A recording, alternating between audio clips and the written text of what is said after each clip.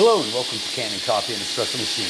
We are going to do a test shot on a Pavoni. This is a 4-prong, 2-element vintage espresso machine. We did a complete rebuild, wiring, all the gaskets.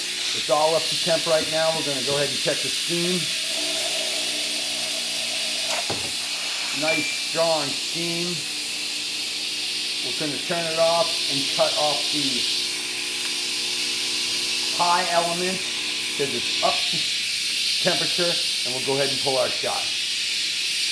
Nice ease all the way up. We're allowing some water into the chamber, and now we'll push down. Oh, nice.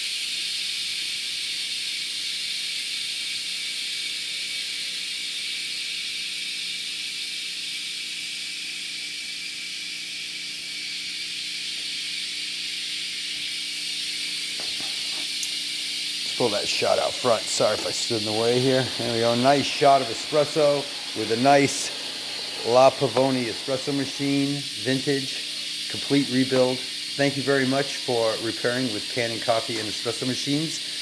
Please like this video, and for more videos like this, please like and subscribe to our page. Thank you very much.